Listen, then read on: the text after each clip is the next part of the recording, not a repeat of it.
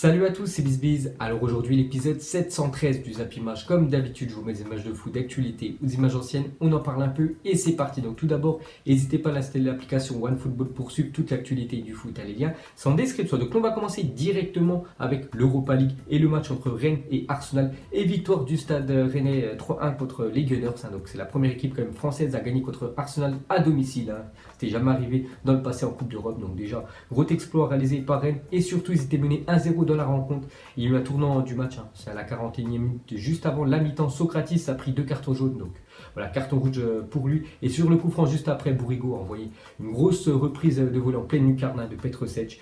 Donc ça a donné beaucoup de confiance au Stade Rennais pour la deuxième mi-temps. Il s'impose 3-1. Donc maintenant, le match retour est la semaine prochaine. Donc ils peuvent, pourquoi pas, prétendre quand même une qualification pour les quarts de finale. Ensuite, on continue avec eux. Donc 3 buts marqués face à Arsenal. Seules 3 équipes ont réalisé cette performance en 2019. Donc il y a les deux Manchester, donc Manchester United et Manchester City. Les deux équipes ont gagné 3-1 contre Arsenal.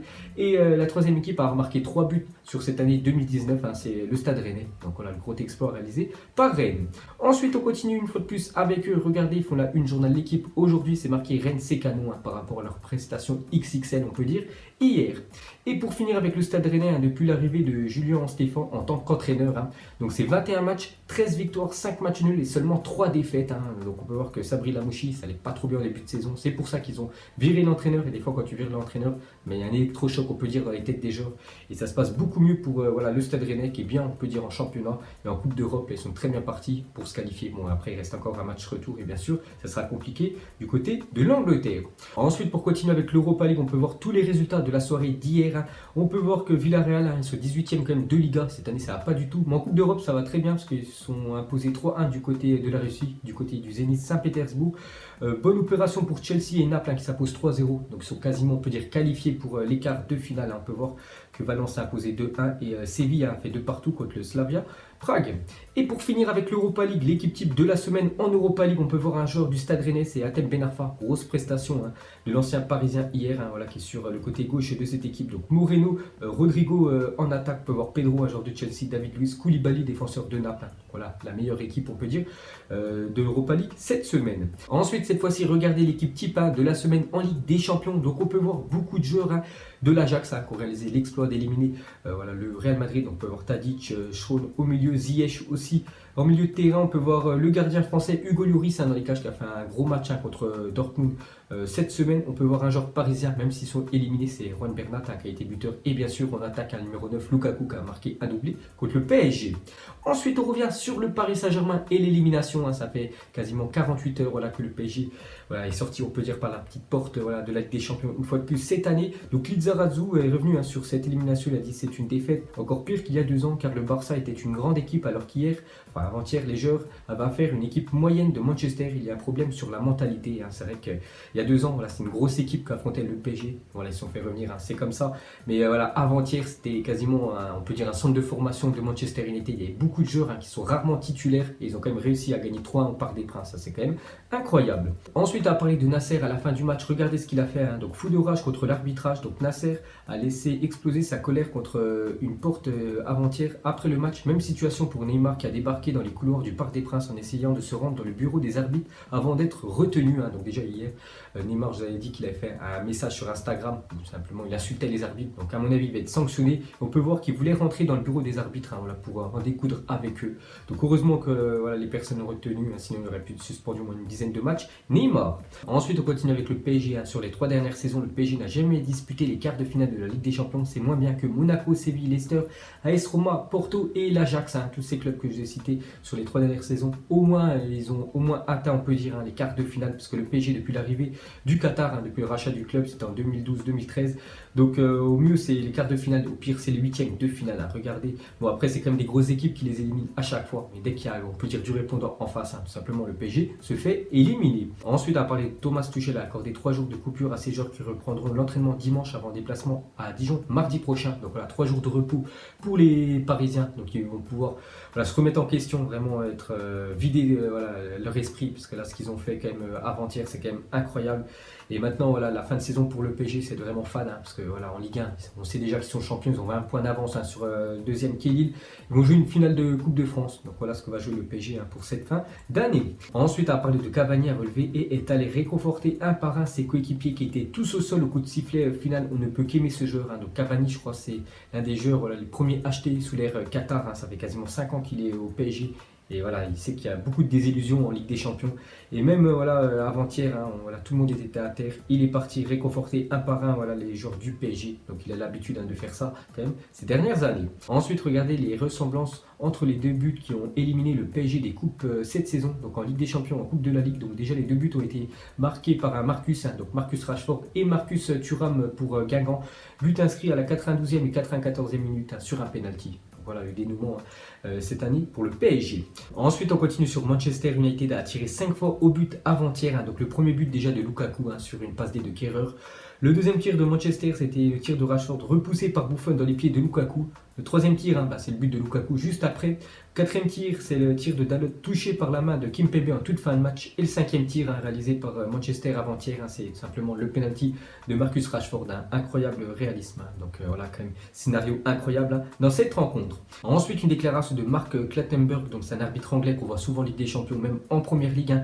Il a dit, soyons clairs, l'arbitre de PSG Manchester a appliqué les règles de l'UEFA. Pour moi, je n'aurais pas sifflé puisque Kimpembe ne voulait pas toucher le ballon délibérément avec la main. Cela n'aurait jamais été penalty en Première Ligue 1. Donc voilà, il y a des arbitres qui ont sifflé comme l'arbitre avant-hier. Des autres n'auraient pas sifflé. Dommage hein, pour le PSG, ils ont tombé sur le mauvais arbitre. Ensuite, on revient sur le PSG, prépare déjà plusieurs ventes cet été. Hein, donc déjà de nombreux départs en vue au PSG à cause de l'élimination contre Manchester.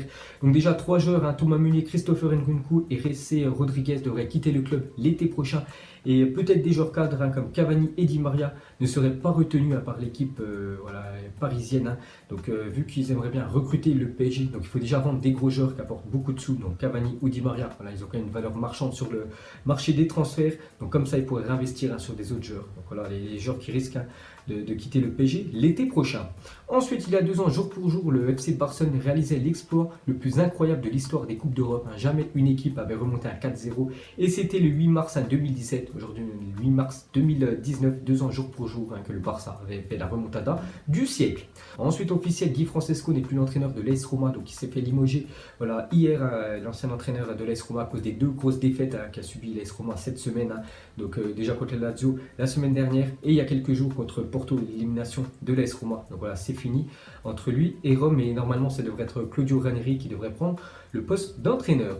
Et pour finir avec l'AS Roma, donc selon Sky Sport, Monchi, directeur sportif de l'AS Roma, va quitter le club suite au départ de Di Francesco. L'annonce ne devrait plus tarder. Arsenal et Paris sont les prétendants les mieux placés pour le récupérer. Donc affaire à suivre. Ensuite, à parler de Cristiano Ronaldo, n'est pas convoqué dans le groupe de la Juventus pour affronter l'Udinese ce soir. Donc le Portugais est laissé au repos au vu du 8e de finale retour de la Ligue des Champions contre l'Atlético mardi. C'est vraiment le match ultra important pour la Juventus, que c'est un peu pareil que le PSG. Voilà, en championnat, ils ont 16 points d'avance sur Naples, hein, ils sont quasiment champions.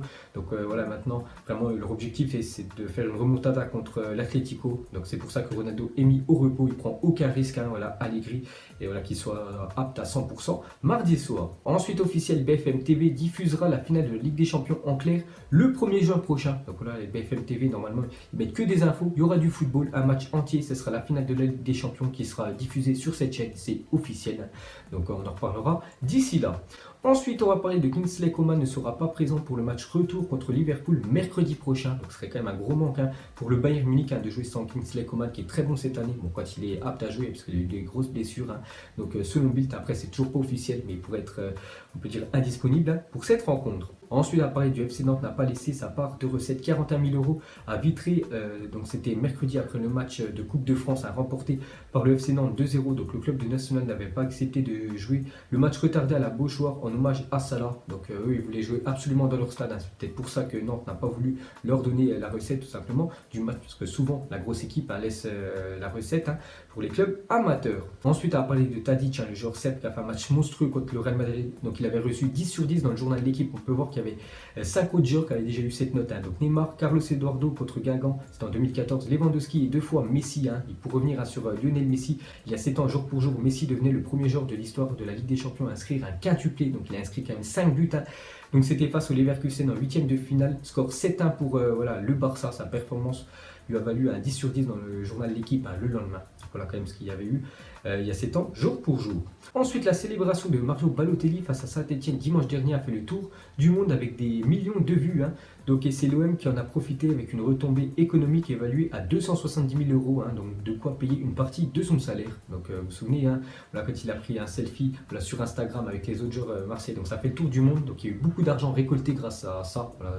Et c'est Marseille qu'on a fait les frais, on peut dire. Ils ont récolté plus de 270 000 euros. Donc c'est quand même énorme ce qui s'est passé. Ensuite, nous sommes le 8 mars aujourd'hui. Il y a pas mal d'anniversaires aujourd'hui. Donc Keita Baldé, 24 ans. Kabela, 29 ans. Aussi Mavouba qui fête aujourd'hui ses 35 ans. Hilaire Mendy, ancien joueur du Real Madrid, à 29 ans. Donc bon anniversaire à tous ces footballeurs. Ensuite, officiel, il n'y a plus de place pour la finale de la Coupe du Monde féminine 2019. Donc ça sera le 7 juillet prochain à Lyon. Donc voilà, il y en a beaucoup qui ont acheté déjà des places en espérant bien sûr que l'équipe de France y soit dans cette finale à Lyon. Donc là, il n'y a plus de place, le match sera à guichet fermé. Et pour finir ce Zap Image, les gars, officiels, les joueurs nommés pour le titre de joueur de la semaine en Ligue des Champions. Donc on a le choix entre Tadic, Lloris, Lukaku ou Mariga. Donc mettez en commentaire pour vous lequel a été le plus performant, on peut dire, en Ligue des Champions cette semaine. Donc bien sûr, normalement ça devrait être Tadic qui a fait un match monstrueux contre le Real Madrid. Donc voilà les gars, la fin de Zap Image 713. Donc si ça vous a plu, un petit like et je vous ferai l'épisode 714 demain. Donc moi je vous laisse et je vous dis à la prochaine comme d'habitude. Ciao à tous. Donc on l'a maquillé avec des mensonges. Et que son âme est moche, plus qu'à la maquiller avec des mensonges. Je sais pas ce qui se passe dans ma tête. Parfois, je voudrais sauver la terre. Parfois, je voudrais la voir brûler. Ça va pas trop, je roule un terre. Trop de haine pour 9 mètres carrés. Tristesse, faut pas.